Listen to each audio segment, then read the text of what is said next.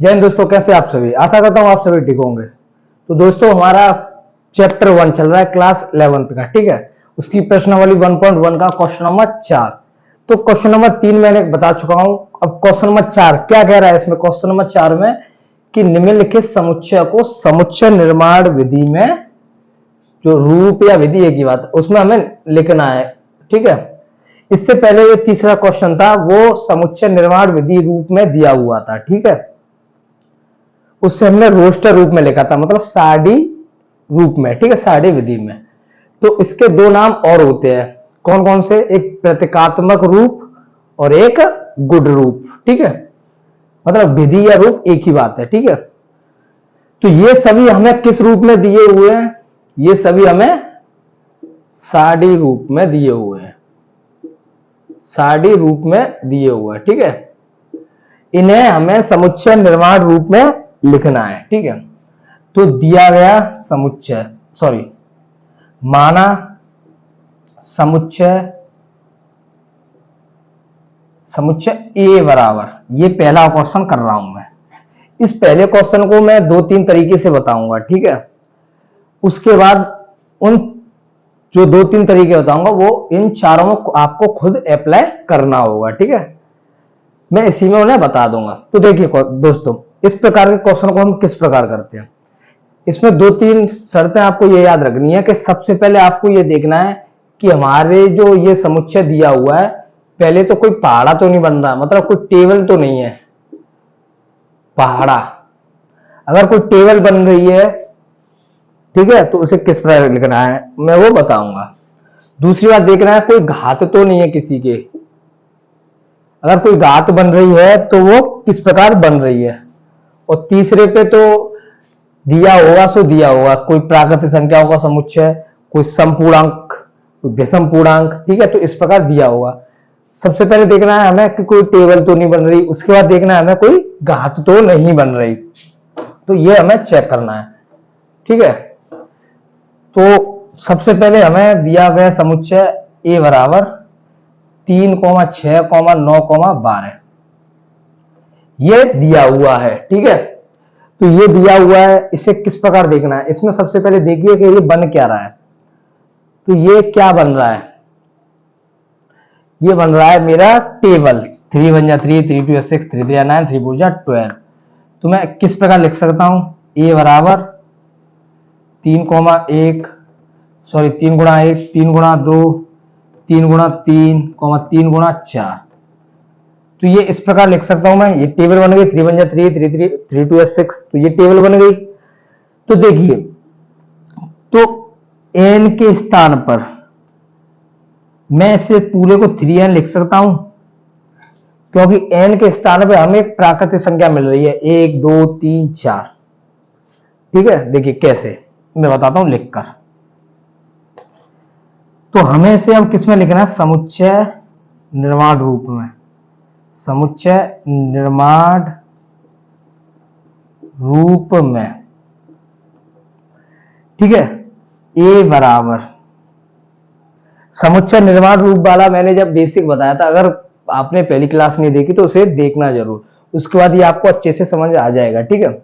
तो समुच्चय निर्माण रूप के लिए क्या लिखते हैं, सबसे पहले x सच डेट x, ठीक है, बराबर मैंने लिख दिया 3n, ठीक है, 3n, ठीक है, कॉमा n एक प्राकृतिक संख्या है, एक प्राकृत संख्या है, जहां देखिए n के स्थान पे अगर मैंने 1 रख दिया, प्राकृतिक संख्या हमारी 1 2 3 4 अनंत तक होती है, तो 1 रखा तो 3 1 3, ये वाला मिल गया। अगर इसी के स्थान में मैंने 2 रख दिया, 3 दूनी 6, ये मिल गया।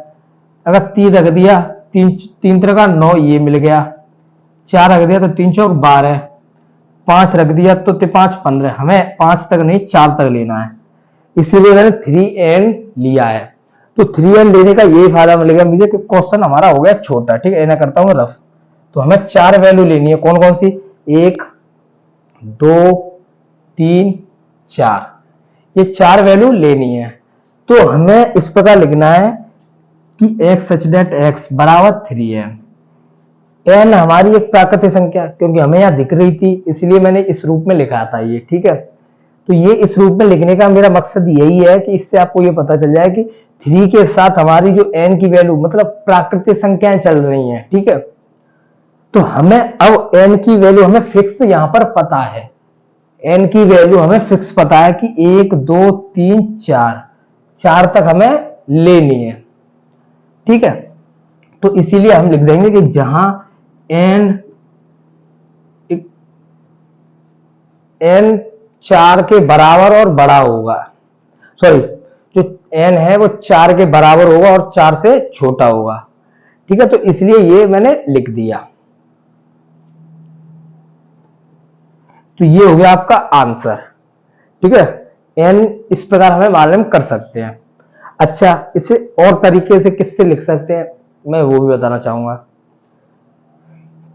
क्योंकि n हमारी प्राकृतिक संख्या है, प्राकृतिक संख्या कहां से चालू होती है, 1 से, इसीलिए मैंने डायरेक्ट यही रख दिया।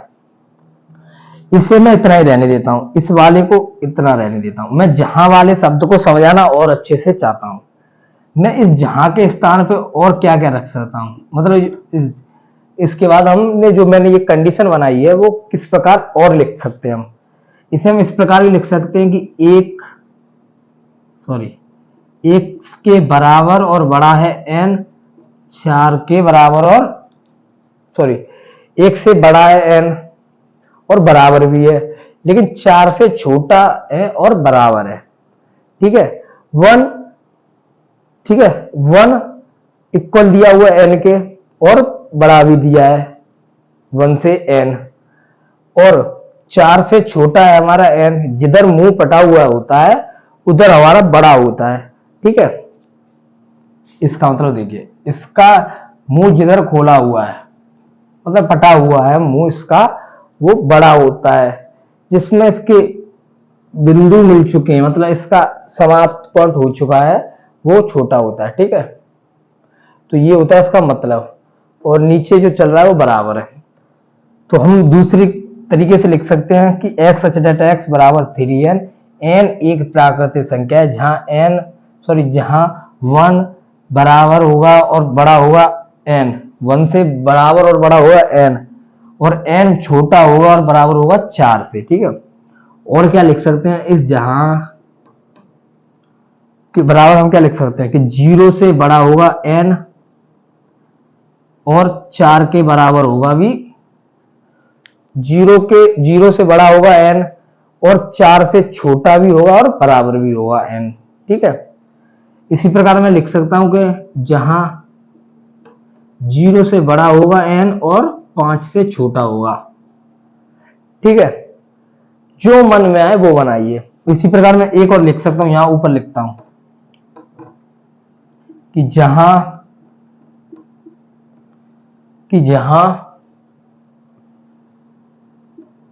1 से और बराबर हुआ n, 1 से बड़ा होगा और बराबर होगा n परंतु 5 से छोटा होगा, ठीक है। तो ये सभी कंडीशन इसमें फिट हो रही हैं, n वाली में ये सभी कंडीशन फिट हो रही हैं।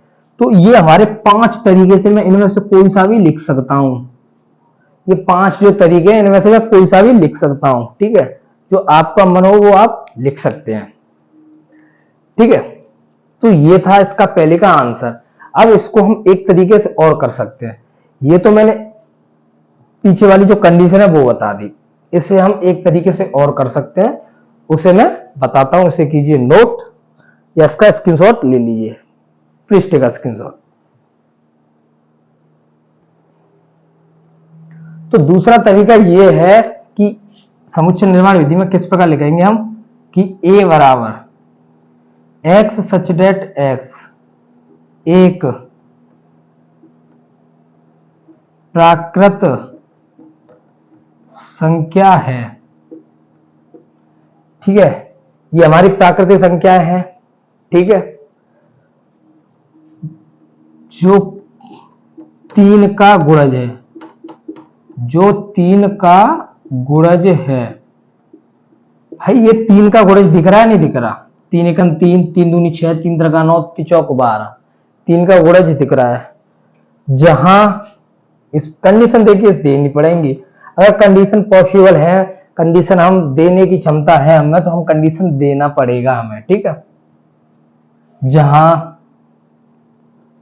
3 से तो बड़ा होगा क्या x, ठीक है, और बराबर भी होगा, परंतु 12 से छोटा और बराबर होगा x, ठीक है। तो ये बन गया दूसरा तरीका।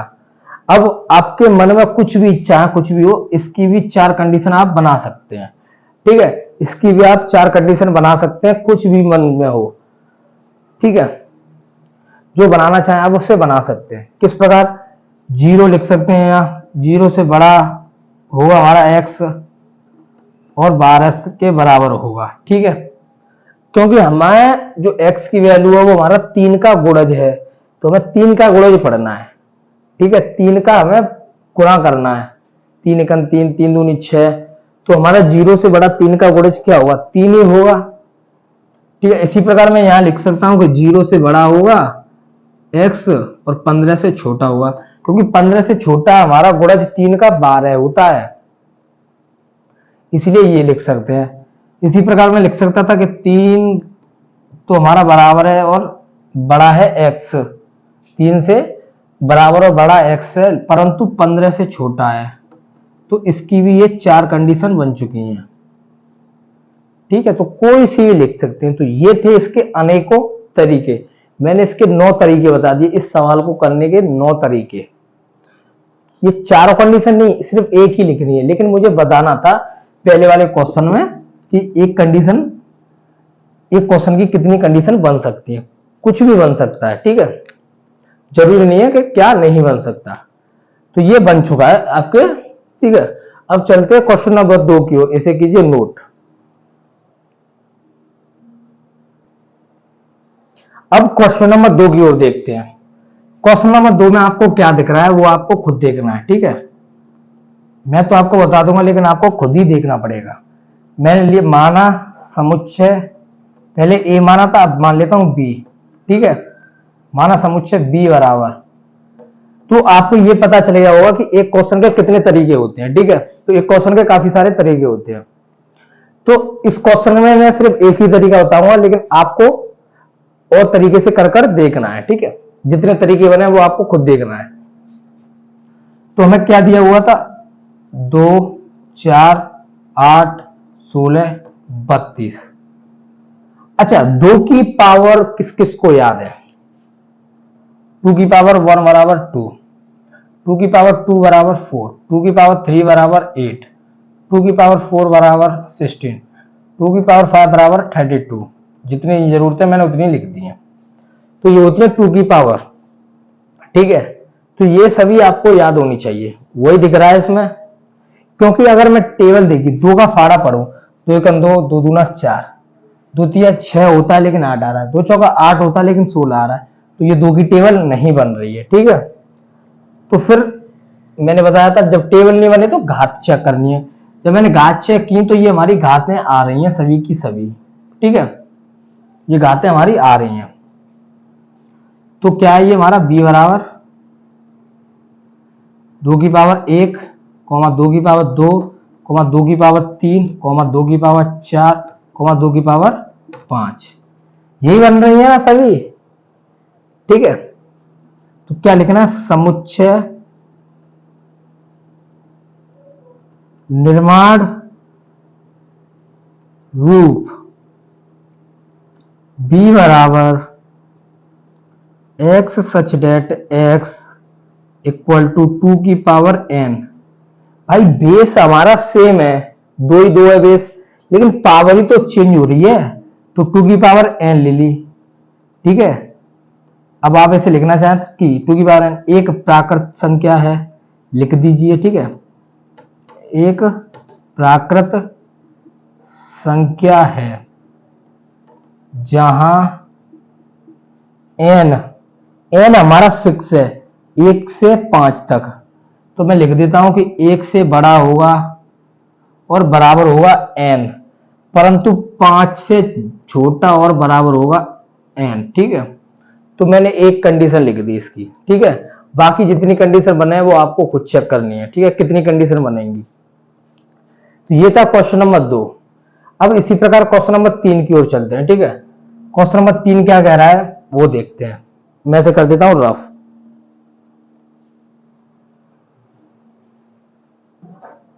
मैं क्या करता हूं इसे रफ, ठीक है।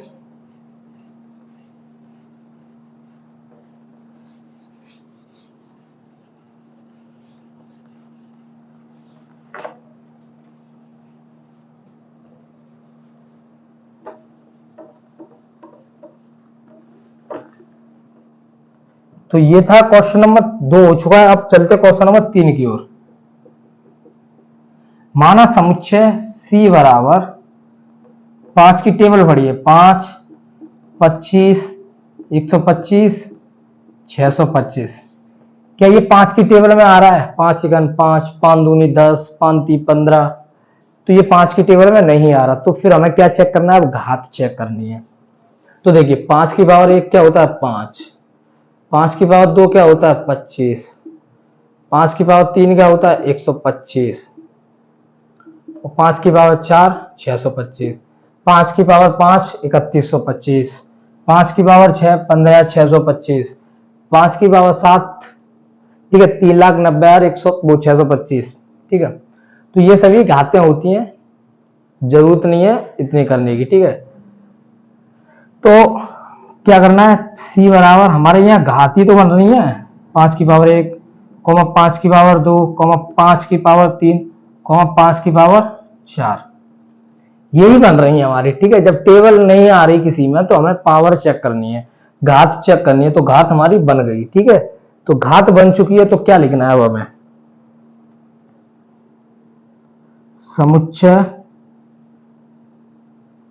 निर्माण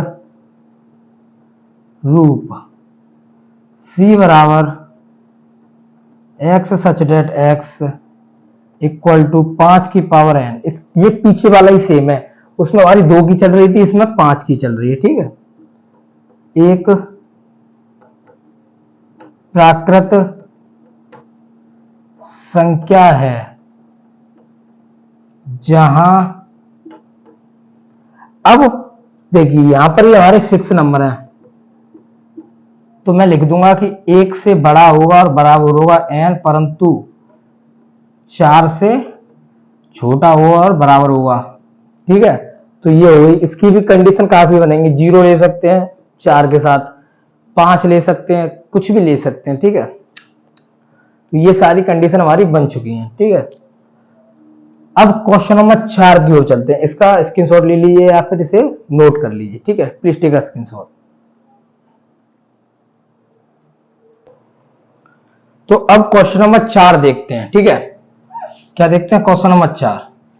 क्वेश्चन नंबर 4 दिया हुआ माना समुच्चय, अब मैं इसे मान लेता हूं डी बराबर 2, 4, 6, डॉट डॉट डॉट, ये दिया हुआ है। अब इसे टेबल देखिए, क्या टेबल बन रही है? ये 2 एकन 2, 2 दूना 4, 2 तिया 6, फिर 8 आएगा, फिर 10 आएगा, ठीक है। तो ये हमारी टेबल बन रही है। तो जब ये टेबल बन रही है तो क्या लिखूंगा मैं? डी बराबर 2 गुणा 1, 2 गुणा 2, 2 गुणा 3, डॉट डॉट डॉट डॉट। तो यही बन रहा है हमारा। तो जब ये बन रहा है तो हमें क्या लिखना है? समुच्चय निर्माण रूप में कि D बराबर x such that x equal to 2n। भाई n ही तो चल रहा है हमारा, 1 2 3 n ही चल रहा है, कॉमा। अब इसे n एक प्राकृत संख्या, ठीक है, एक प्राकृत संख्या है, ठीक है। अब इसमें जहां नहीं चलेगा क्योंकि इसमें फिक्स कंडीशन नहीं है, ये अनंत तक जा रहा है। अब ये आगे तक जा रहा है, ठीक है। तो n की वैल्यू फिक्स नहीं है, इसलिए इतना ही छोड़ देना है, इसलिए हमें ये इतना ही छोड़ देना है। परंतु इसे मैं एक तरीके से और बता सकता हूं कि एक तरीका हमें इसमें क्या लिखना है, ये सभी सवालों में अप्लाई हो सकता है। अब हम इस लाइन को बार बार लिखने की बजाय हम एक चीज लिख सकते हैं, एक प्राकृतिक संख्या है, इसकी जगह हम एक चीज और लिख सकते हैं, कॉमा लगा के कि n belongs to capital N। क्योंकि कैपिटल एन हमारी प्राकृतिक संख्या होती है, नेचुरल नंबर। तो हम इसे लिख सकते हैं इतना, बस। उन सभी क्वेश्चन में लिख सकते थे एक प्राकृतिक संख्या की जगह इतना, ठीक है, तो उससे हमारा काम चल जाता। तो ये था क्वेश्चन नंबर 4। अब हम क्वेश्चन नंबर 5 की ओर चलते हैं, इसका आप ले लीजिए स्क्रीनशॉट। उसके बाद क्वेश्चन नंबर 5 की ओर चलते हैं, ठीक है। तो मैं इसे करता हूं रफ।